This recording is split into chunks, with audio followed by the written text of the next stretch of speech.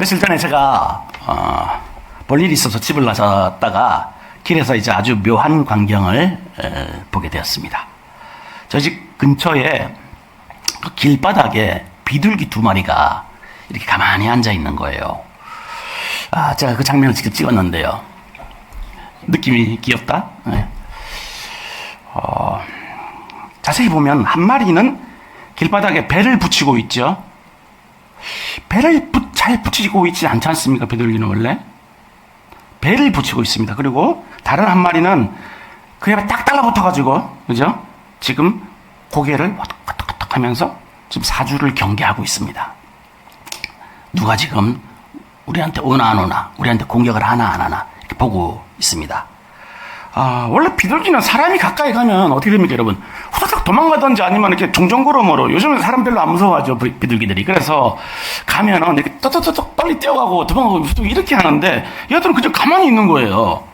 그래서 이상하다. 그러고 그냥, 뭐 그런 비둘기도 있나 보다. 그러고, 사진만 딱 찍어놓고 제가 가던 길 갔습니다. 갔다가, 한 3시간인가? 정도 지났을 거예요. 다시 이제 돌아왔는데 보니까, 얘들이 그대로 앉아 있는 겁니다, 지금. 그래서 너무 반가운 마음에 일단 사진을 다시 찍었어요. 근데 지금 약간 달라졌죠? 뭐가 다릅니까? 예.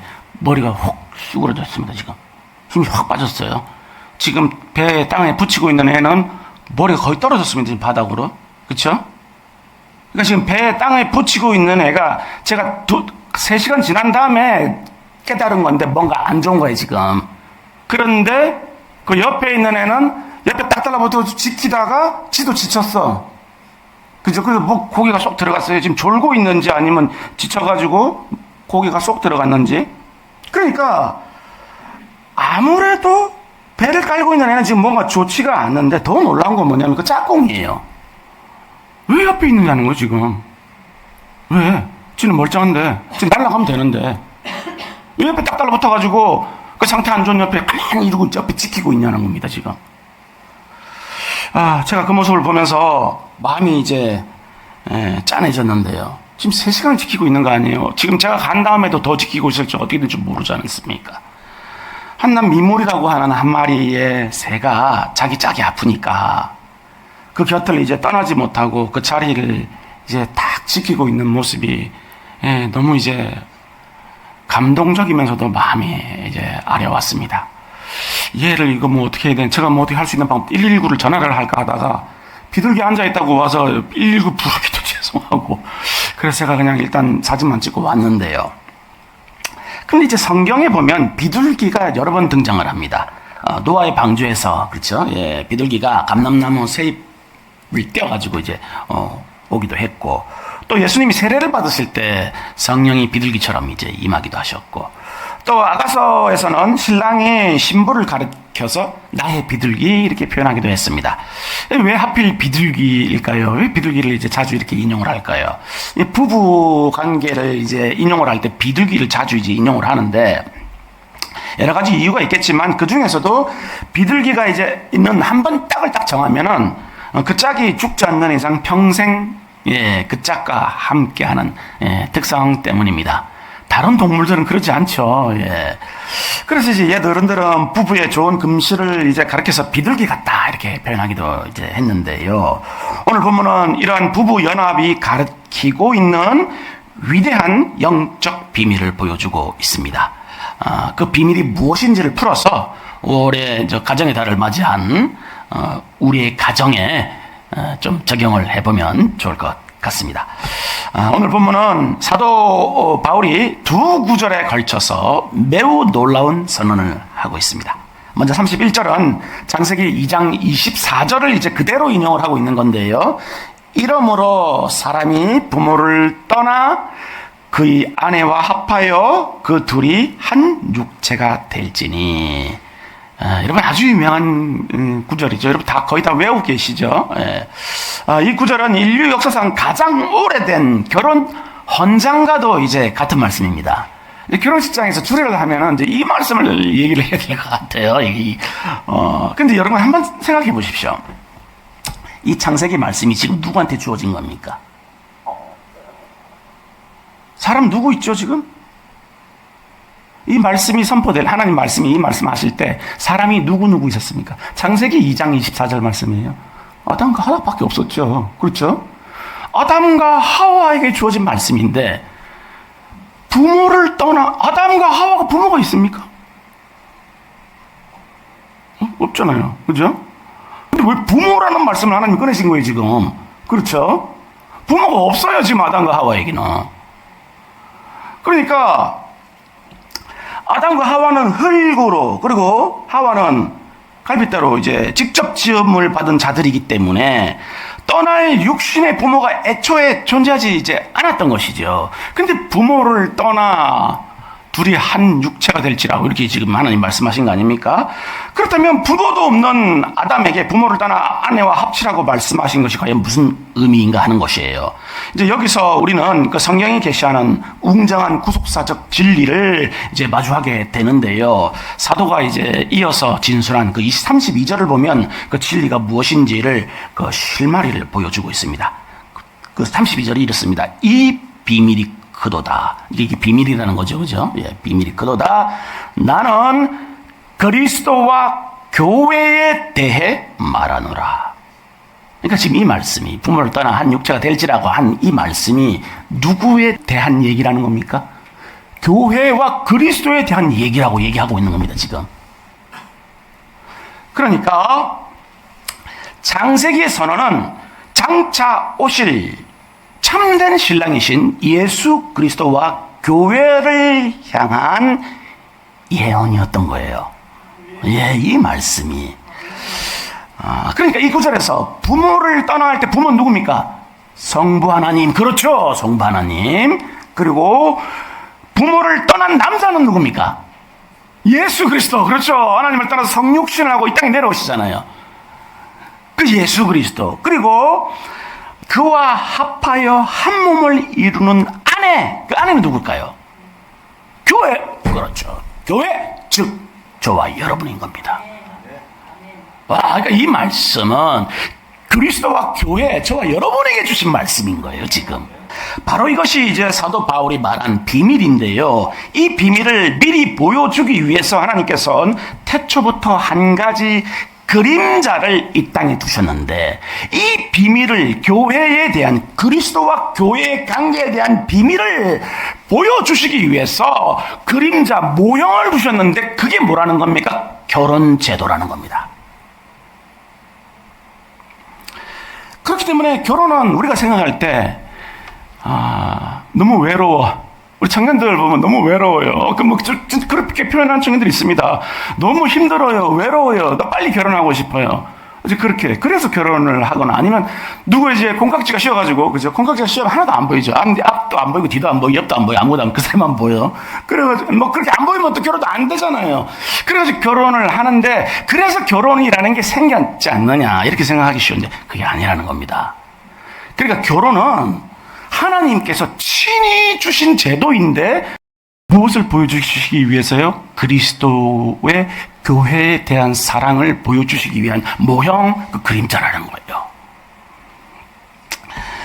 그렇게 신부를 위해서 자신의 생명마저 내어던지는 아가페의 사랑을 온 우주에 시청각적으로 보여주기 위해 태초부터 디자인하신 천국의 모형이라는 겁니다. 방금 막 특성하셨는데, 그죠? 우리 주의 가정은 작은 천국. 그렇죠. 바로 이 얘기입니다. 이 찬양이 너무 잘 알고 있어요, 지금. 그렇죠. 성경이 근거한 찬양입니다, 지금.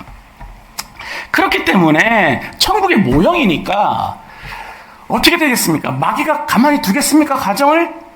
어떻게 해야 되겠어요? 부셔뜨려야 돼. 어떻게든지 가정을 망가뜨려야 돼, 마귀는. 아주 목숨을 걸었어요, 마귀는. 가정을 망가뜨리는데 사명을 띠고 태어났어, 아주 그냥. 그래가지고 어떻게든지 가정을 깨트리고 가족을 깨트리기 위해서 필사적으로 온갖 방법을 다 사용하는 거죠. 그렇다면 우리가 이 결혼이라는 모형을 통해서 들여다보아야 할 그 진짜 실체는 이제 무엇이냐 하는 것입니다. 바로 그리스도께서 자신의 신부된 교회를 위하여 자신의 모든 것을 쏟아부으신 바로 그 사랑을 보아야 된다는 거예요. 이 사실을 깊이 깨닫지 못하면 우리의 결혼도 우리 신앙도 결국은 그 진정한 의미를 알 수 없기 때문인데요. 그렇기 때문에 남편과 아내가 한 육체가 된다는 이 말씀을 단지 문학적인 비유나 또는 수사학 정도, 그런 감정적인 수사학 정도로만 이해해서는 안 됩니다. 이 연합의 신비는 이러한 영적의 진리일 뿐만 아니라 심지어 생물학적인 사실이기도 하기 때문인데요. 여러분 혹시 태아와 모체의 미세 키메라증이라는 현상에 대해서 한번 들어보셨습니까? 태아 모체 미세 키메라증. 예, 좀 어려우시죠? 예. 의학과 생물학의 영역에서 이제 비교적 최근에 발견된 현상인데요. 그러니까 여성이 임신을 해서 태아가 생기면, 그 태아의 배 안에 있는 태아의 세포 중 일부가 태반을 타고 들어가서 엄마의 몸속으로 혈관 안으로 들어가는 겁니다. 예. 태아의 세포가 태반을 타고 들어가서 엄마 혈관 속으로 들어가는 거예요, 이게. 그런데 이제 그전에는 아이가 출산이 되고 나면 엄마가 이제 탯줄이 끊기니까 엄마하고 분리가 되고 나면은 그렇게 아기 세포가 엄마 몸으로 들어왔던 세포가 다 죽을 거라고 생각했던 거예요. 왜냐하면 이제 태반이 끊어지니까 엄마랑.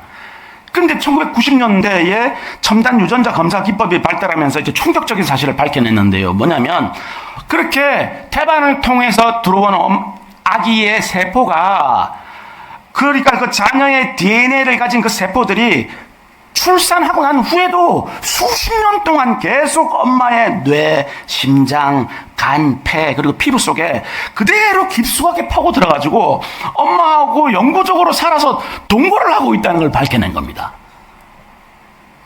너무 신기하죠? 예. 어쩐지 이게 나랑 똑같이 이놈 자식 이게 진짜 신기해 보면, 그죠? 근데 더 놀라운 사실이 있습니다. 뭐냐면 그렇게 엄마의 심장이나 간과 같은 간, 심장, 그런 장기에 질환이 생기면, 그리고 염증이 몸에 생기면 그렇게 숨어있던 태아의 세포들이 우르르르 몰려와가지고 그 고쳐내는 거예요, 엄마의 질환을. 그거를 발견한 겁니다. 너무 놀랍죠, 여러분? 그러니까 줄기세포처럼 분할을 해가지고 엄마의 고장난 심장, 근육, 병든 간세포가 되어주면서 엄마의 상처를 치유를 하는 거예요, 그 안에서. 여러분들이 왜 자녀에 대해서 목숨을 거는지 이제 이해가 가시는 거죠. 나은 거야, 그러니까 다. 엄마가 자녀들에 대한 그 마음은 아빠들은 도저히 따라갈 수 없는 그죠? 예. 나, 여기 마, 애가 지금 들어와 있는 거잖아요. 어쩐지 평소에 저하고 둘이 있으면 제 아내가 참 살갑습니다. 막 살갑게 얘기하는데, 근데 이제 우리 아들 얘기가 딱 끼어 들어와가지고 뭐가 아빠가 약간 이상하다 그러면 어미곰이 되면서 얼굴을 180도 꽉, 내 아내 돌리도 내가 어디 갔냐, 어미곰 가고 우리 아내 나와라, 좀 뭐 그러고 있는 거죠. 갑자기 그게 이제 이해가 가는 거예요, 지금. 지금 그래서 그랬구나. 어미곰이 맨날 나오는 이유가. 그런데 여러분, 그 아들의 세포가 누구의 세포로 생긴 겁니까? 전 아무 관계 없는 겁니까? 제 세포로 생긴 거잖아요, 제 세포로. 아무 관계 없는 사람이 제가? 제 세포로 생긴 거 아니에요? 그렇잖아요?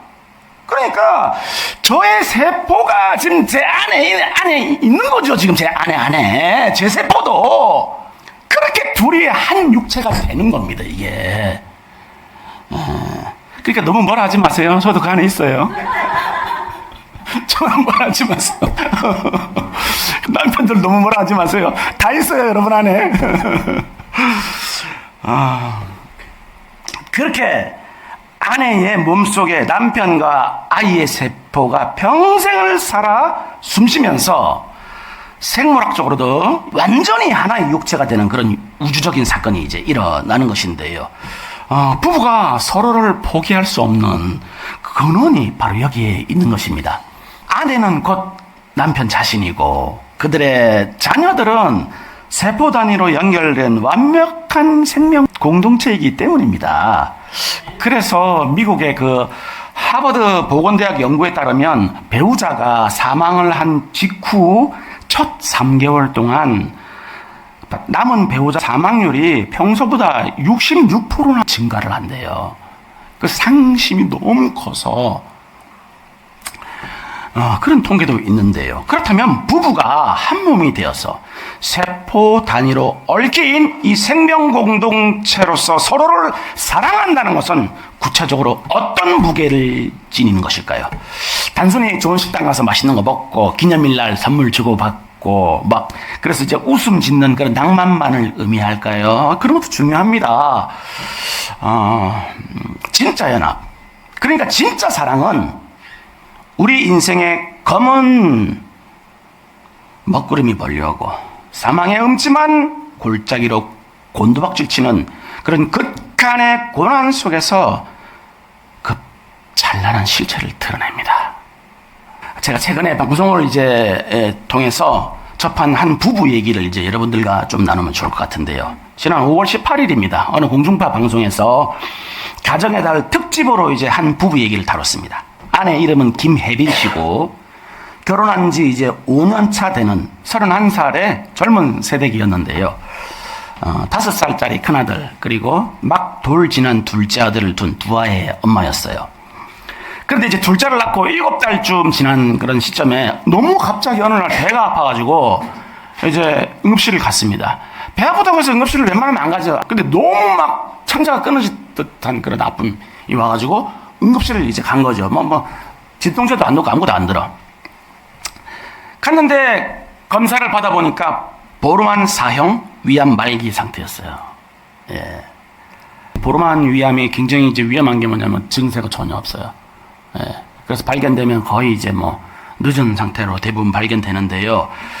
그래서 지금 이 김혜빈 씨도 발견되었을 때는 이미 이제 대장의 80%가 괴사가 된 상태였고, 복막 전체로 이제 세포가 다 퍼져서 장기들이 이제 딱딱하게 굳어 있는 그런 이제 상태였습니다. 그렇게 이제 방송을 위한 촬영이 시작되었을 때는 이미 석 달째 마약성 진통제로 이제 하루하루를 견디고 있는 상태였고, 음식을 삼킬 수도 없으니까, 근데 입이 바짝바짝 마르지 않습니까? 그래서 물을 삼켰다가 이렇게 하고 다시 뱉어내야 돼요. 물을 못 마셔요. 다 토해내기 때문에. 그래서 여러분 입이 막 타들어가는데 물을 못 마시는 그 고통이 얼마나 입에 적셨다가 다시 뱉어놔야 되는 거예요. 그런 상태였는데 그런 어느 날 남편이 이제 결심을 하게 됩니다. 어떤 결심을 했냐면 아내가 평소에 배틀그라운드라는 게임을 좋아했답니다. 여러분 배틀그라운드 아세요? 1인칭 게임인데 이렇게 총을 들고 다니면서 이렇게 총싸움 하는 거예요. 이렇게. 예. 그 앞에만 화면을 보면 자기 총만 보여. 이렇게 다니면서 이렇게 총싸움을 하는 거예요. 그걸 좋아했답니다, 아내가. 그런데, 인터넷 게시판에다가 이제 글을 올립니다. 뭐라고 올렸냐면, 내 아내가 위암 말기인데 이 게임을 너무 좋아합니다. 혹시 아내에게 일부러 줘줄 수 있는 게이머 계시면 그날 함께 좀 게임을 해주시면 감사하겠습니다. 이렇게 올린 거예요. 근데 여러분 놀라지 마십시오. 전국 각지에서 내가 와서 줘주겠다고 죽어주겠다고 막 몰려온 겁니다. 또 불러주세요. 막 이러면서 막 올라온 거예요. 막. 그렇게 이제 그 게임 이벤트가 열리게 되었는데요. 근데 이 사연이 독특하니까 뉴스에서 소개가 됩니다. 소개가 돼가지고 이 부부의 이름이 배그 부부라고 이제 이렇게 사연이 소개가 된 거예요. 배그 부부. 배그가 뭐냐면 배틀그라운드 줄임말 배그예요. 배그 부부. 이래가지고 이제 막 다 알려지게 된 거죠. 근데 이제 이 얘기 진짜 핵심은 이제 바로 다음 이 얘기가 있는데요. 사실 이 부분은 그러니까 이미 연명 치료를 포기하는 각서까지 다 쓴 상태예요. 왜냐면 이게 1분 1초가 너무 견디는 게 이제 이미 마약성 진통제가 안 들어요.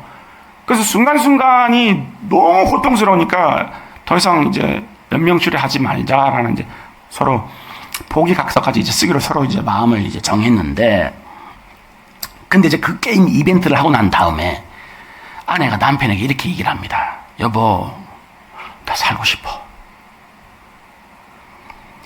그러니까 남편이 겉으로는 동의를 한다고, 연명치료 포기 동의한다고 했지만 아내에게 살 의지를 불어넣으려고 그 이벤트를 막 열고 사람들 몰려오게 하고 그렇게 했던 거예요, 남편이.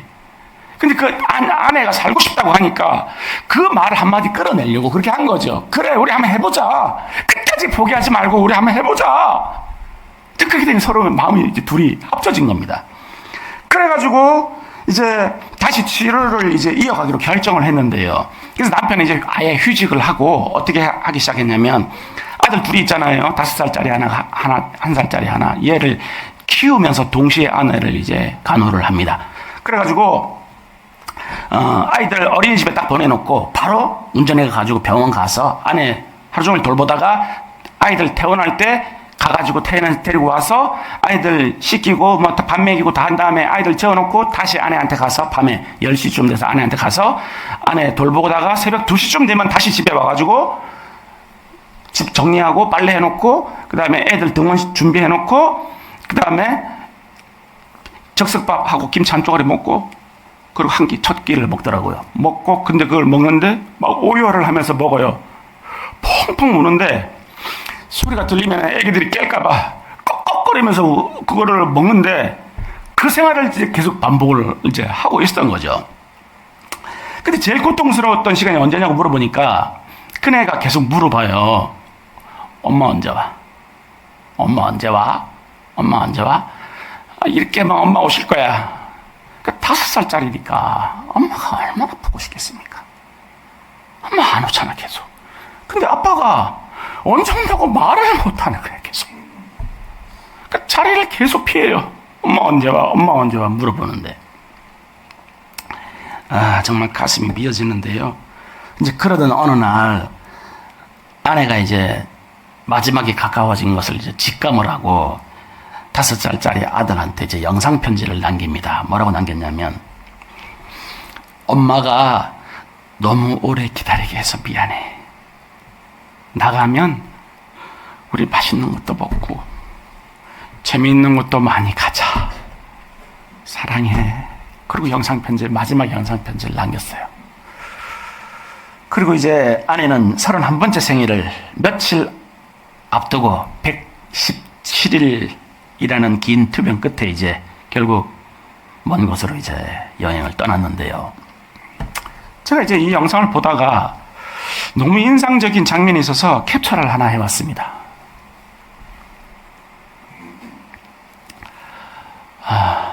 지금 아내가 남편 기대에 있죠.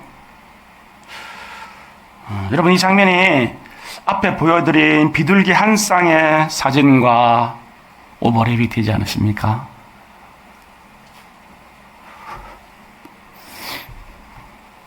자기 아파서 날질 못하니까 자기는 멀쩡한데도 3시간이 넘도록 그 자리를 지키고 있었던 그 비둘기 한 마리, 그리고 117일 동안 자기 아내 곁을 떠나지 않으면서 마지막까지 그 사랑을 아낌없이 쏟아부었던 그 남편의 두 모습이 마치 한 폭의 그림처럼 그렇게 너무나도 지금 닮아 있는데요. 그러나 우리는 여기서 걸음을 멈춰서는 안 됩니다. 왜입니까? 이 부부의 사랑 너머에서 더 크고 더 깊고 더 영원한 사랑이 우리에게 손짓을 하고 있기 때문입니다. 그렇습니다. 이 부부의 사랑은 그 자체로는 너무나도 아름답죠. 그러나 그것보다 훨씬 더 이 부부의 사랑은 그것보다 훨씬 더 큰 사랑을 가리키는 손짓인 거예요. 어디를 가리키는 겁니까, 여러분? 그렇습니다. 이 가리키는 본체는 바로 그리스도와 그의 신부된 교회인 저와 여러분의 사랑인 것입니다. 그 사랑을 가리키고 있는 거예요. 오늘 본문을 통해서 사도 바울이 우리에게 보여주고자 했던 그 위대한 비밀이 바로 이것인데요. 배그 부부의 남편은 아내를 살리기 위해서 자기의 모든 시간과 모든 에너지와 모든 마음과 연원까지 다 쏟아 부었습니다. 그러나 제발 버텨달라고 우리 그냥 평범하게 살자. 병 나으면 아무것도 바라지 말고 평범하게 살자. 제발 버텨줘 했던 그 설교에도 불구하고 그 아내를 살릴 수가 없었어요. 왜입니까? 아무리 깊은 사랑이라도 그것은 죽음의 권세를 이길 수 없기 때문입니다. 그러나 우리에게는 죽음까지도 이긴 한 분의 사랑이 있는데요. 그렇습니다. 원래 우리는 죄로 인해서 더럽고 추하고 비참하게 죽어가는 정말 무더기와 같은 신부였어요. 신부라고 부르기도 조차 부끄러울 만큼 그런 영적인 거지 상태였는데요. 그런데 그 신랑이 이 비참한 신부와 영원한 운명을 함께 하시려고 그 영광의 보좌를 박차고 이 땅까지 육신을 입고 내려오신 것입니다. 그리고 골고다 언덕 위에서 양손과 양발에 굵은 쇠못이 박힌 채 머리에는 가시관을 쓰시고 온몸에 피와 물을 쏟아내시며 우리를 향해서 이렇게 절규하셨습니다. 내 사랑하는 신부야, 내가 대신 죽을 테니 너는 영원히 살아라. 내가 이 저주의 잔을 다 마실 테니 너는 생명의 잔을 마셔라. 여러분, 귓가에 이 소리가 울리십니까? 우리 주님의 절규가? 그렇게 그러면 자신의 신부인 우리를 살려내기 위해서 우리의 죄와 허물을 자기 몸에 다 짊어지신 채로 십자가에 못 박혀 죽으신 것인데요. 이것이 바로 우리 신랑 되신 우리 구주 그리스도의 위대한 사랑인 것입니다. 그렇습니다. 배그 부부의 남편이 매일 밤 눈물로 끼니를 때우면서 오열했을 때 우리의 신랑 되신 그리스도께서는 자기의 거룩한 살이 갈갈이 찢기고 거룩한 피를 다 쏟으시는 모습으로 그분의 사랑을, 우리를 향한 그 위대한 사랑을 증명하셨습니다. 배그 부부의 남편이 아내의 메마른 입술에 립글로스를 발라주었을 때 우리 신랑이신 그리스도께서는 자기의 보혈로 우리의 영혼의 마른 입술을 적셔주셨는데요. 배그 부부의 남편이 버텨줘 제발이라고 외쳤을 때 우리 신랑이신 그리스도께서는 십자가의 위에서 다 이루었다라고 말씀하신 것입니다. 배그 부부의 남편의 사랑은 깊고 애틋했지만 결국 죽음 앞에서는 무기력해질 수밖에 없었습니다. 그러나 그리스도께서는 자기 신부의 죽음을 그저 곁에서 지켜보신 것만 아닌데요, 그렇게 죽음 속으로 직접 뛰어들어오셔서 자신의 생명을 내어주기까지 그 죽음의 권세를 산산조각 내심으로 우리를 다시 살려내신 겁니다. 살려내신 거예요. 우리도 죽을 수밖에 없었어요. 여러분이 어떻게 살아날 수 있습니까? 우리가 어떻게 우리의 능력으로 영원한 생명을 얻을 수 있습니까? 마치 벌이 침을 쏘고 나면 죽듯이 그리스도께서는 마귀가 가진 죽음의 독침을 우리 대신 자기 몸에 맞으시고 부활하심으로 죽음 자체를 무력화시키신 것이죠. 그렇기 때문에 이제 신부된 교회를 향한 그리스도의 사랑 앞에서는 죽음조차도, 사망조차도 어린 양의 혼인잔치에 들어가기 위한 웨딩 아치일 뿐인 것입니다. 이런 종교가 세상에 어딨냐고요. 죽음이 웨딩 아치가 되게 하는 종교가 어딨냐고요, 세상에.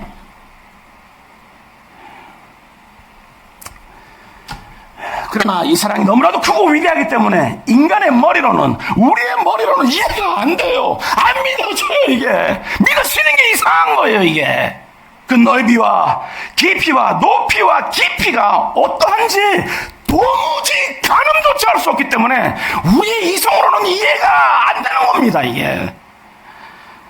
그래서 하나님께서는 우리에게 결혼이라는 거울을 이제 주신 것인데요, 부부가 서로를 끝까지 사랑하는 그 모습을 통해서 우리를 향하신 그리스도의 사랑이 도대체 어떤 사랑인지를 어렴풋이나마 짐작할 수 있도록 하나님께서 우리에게 선물로 주신 거예요. 그렇기 때문에 오늘 본문은 단지 결혼 생활을 잘하라나 그런 도덕적 겉면이 아닙니다. 그런 차원의 얘기가 아니에요. 이것은 저와 여러분을 향한 그리스도의 가슴 저미는 사랑을 보여주는 복음의 핵심을 선포하는 말씀인 것입니다. 그렇습니다. 가정의 날을 맞이해서 수많은 사람들은 무너진 그 가정을, 그렇게 깨어진 가정을 회복과 행복을 노래합니다. 그래서 부부 세미나에도 가고, 결혼 무슨 상담소에서 요즘 텔레비에 프로그램 많잖아요. 이혼 프로그램도 많고 거기 왜 참여하는 거예요? 회복해 보려고 하는 거 아닙니까? 이미 마음물이 다 다치면 끝입니다. 아무것도 소용없어요. 정말 잠깐 보고도 너무너무 꼴보기 싫은데 어떻게 같이 삽니까? 거기 나간다는 것 자체가 회복을 원하는 거 아니겠습니까? 그렇죠? 그리고 뭐 대화의 기법을 바꿔야 된다. 말을 좀 바꿔봐라. 말투를 바꿔봐라. 별 얘기를 다 해요. 오문영 박사님이 조언을 하죠. 건강할 때 뭐 많은 사진을 남겨놓으래요. 서로 다정한 사진 많이 남겨놓고 가족 간의 그 유대를 다지랍니다. 참 귀한 얘기고 훌륭한 말이에요. 그러나 우리의 인간적인 그런 결심과 얄팍한 도덕적 의지로는 나밖에 사랑할 줄 모르는 이 단단한 이기주의 껍질이 결코 깨지지 않는다는 것입니다. 철저하게 우리는 우리밖에 모르는 사람들이에요. 무슨 결심과 결단으로 그런 이기주의 껍질이 벗겨질 수가 있겠습니까? 자존심이 상하면 언제 그냥 그랬냐는 듯이 평소에는 그냥 그렇게 있다가도 그냥 피는 못 속인다면서 상대 가족을 들먹이고 서로 가장 아픈 상처를 새꼬챙이로 쑤셔가지고 막 회벼대고 누구보다도 사랑해야 될 아내와 내 남편인데 그런 피리 나는 전쟁을 가정에서 일으키고 우리는 그런 존재인 겁니다. 여러분, 님이라는 글자에 점 하나 찍으면 뭐가 됩니까? 네, 남이에요. 그 위태로운 경계선 위에서 우리는 날마다 비틀비틀 거리는 거죠. 너무너무 아슬아슬해, 가정이. 그렇다면 우리의 가정이 진정으로 에덴 동산의 기쁨을 회복하기 위해서는 어떻게 해야 될까요, 여러분? 가장 먼저 우리 배우자의 삶의 양태를 바꾸려고 해서는 안 돼요. 니부터 바꿔라. 너 바꿔라. 아니에요. 안 바뀌어요. 나도 안 바뀌는데 누가 바뀝니까? 우리 하나님 앞에 그렇게 연단받아도 안 바뀌잖아요. 근데 여러분 한마디에 배우자의 삶의 양태가 바뀌겠습니까? 어림도 없어요. 말도 안 되는 도전이에요. 안 바뀝니다. 그럼 어떻게 해야 돼요? 대신 골고다 십자가 아래로 달려가야 하는 것입니다. 영적 말기암 환자인 나를 살리기 위해서 자기 살을 찢으시고 피를 쏟아내신 그리스도의 그 위대한 사랑 앞에 먼저 우리가 무릎을 꿇어야 되는 거예요. 오직 그 100만 볼트의 위대한 사랑에 감전이 될 때만이 그 십자가에 피 묻은 은혜에 심장이 찔려본 사람들만이 아내와 남편을 사랑할 수 있기 때문입니다. 그 전에 그리스도 십자가를 경험하지 못하면 그 전에는 가정의 평화는 없어요, 여러분. 한 사람이라도 먼저 그리스도의 그 은혜를 경험하면 그 가정은 버텨낼 수 있어요.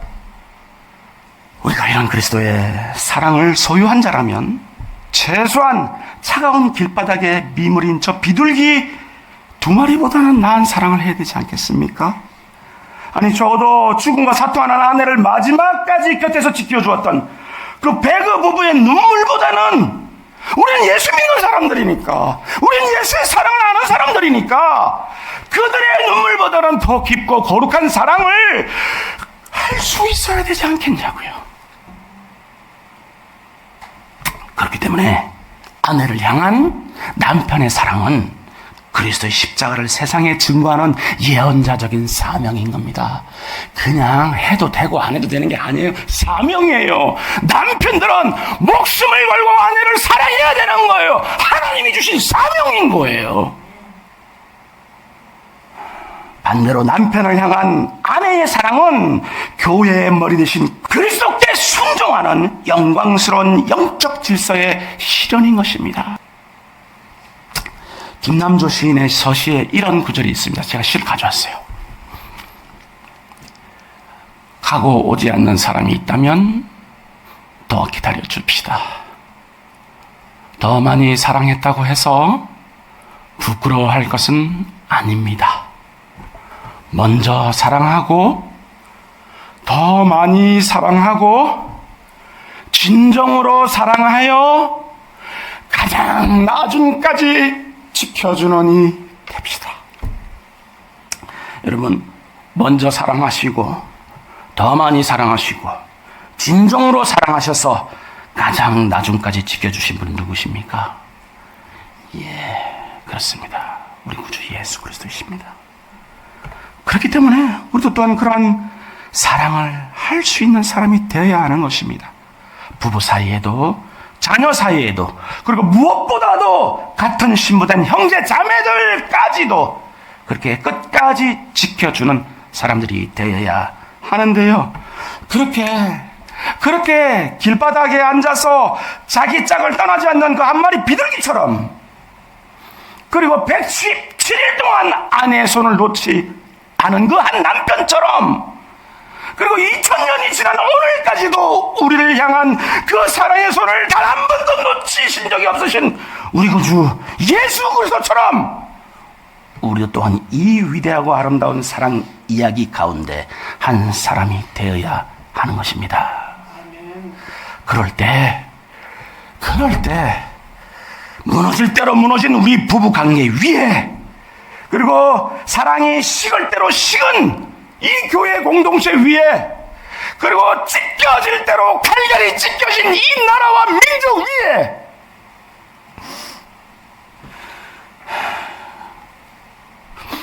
화목제물이 되신 우리 구주 예수 그리스도의 붉은 보혈이 강물처럼 흐르게 될 것입니다. 이 모든 회복이 바로 우리 가정에 회복되는 것으로부터 출발하는 것입니다. 바로 이러한 이유로 사도는 이 비밀이 크도다, 내가 그리스도와 교회에 대하여 말하노라 라고 일찍이 2000년 전에 우리를 향해 선포하셨던 것입니다.